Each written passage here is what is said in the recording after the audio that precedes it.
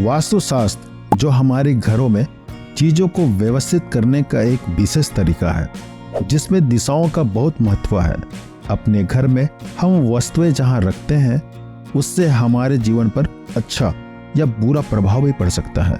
कभी कभी ये बुरे प्रभाव हमें दुखी या क्रोधित भी कर सकते हैं। वे हमें तनावग्रस्त और थका हुआ भी महसूस करा सकते हैं और साथ ही हमें बहुत ज्यादा बीमार भी बना सकते हैं।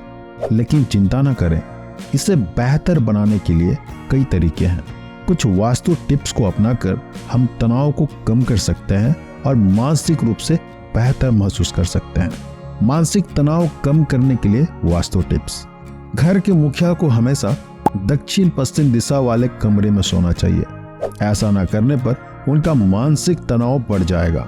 सोते समय आपके पैर पश्चिम की ओर और सिर उत्तर की ओर नहीं होने चाहिए, इससे मानसिक तनाव हो सकता है। सोते समय आपका सिर दक्षिण या पूर्व दिशा की ओर होना चाहिए।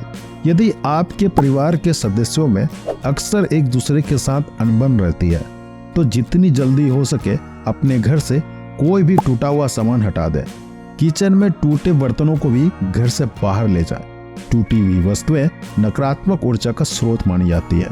परिणाम स्वरूप घर में कलह और मानसिक तनाव उत्पन्न होता है। घर में मुख्य दर्पण का मुख कभी भी दक्षिण या पश्चिम की ओर नहीं होना चाहिए, इससे मानसिक तनाव बढ़ सकता है।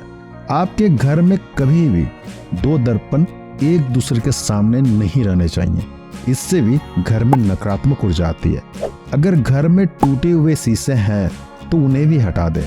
टूटा हुआ शीशा मानसिक तनाव बढ़ा सकता है। परिवार में जिनकी शादी नहीं हुई है, उनका कमरा दक्षिण पश्चिम दिशा में नहीं होना चाहिए, इससे उनके स्वभाव में आक्रामकता आती है और चिड़चिड़ापन बढ़ता है। अपने घर की दीवारों को कभी भी बहुत गहरे रंग से न रंगवाएं।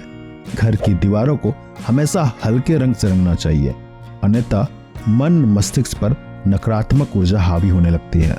घर में भगवान की ऐसी तस्वीर या मूर्ति नहीं रखनी चाहिए जहां उनका रौद्र रूप या क्रोध दिखाई देता हो।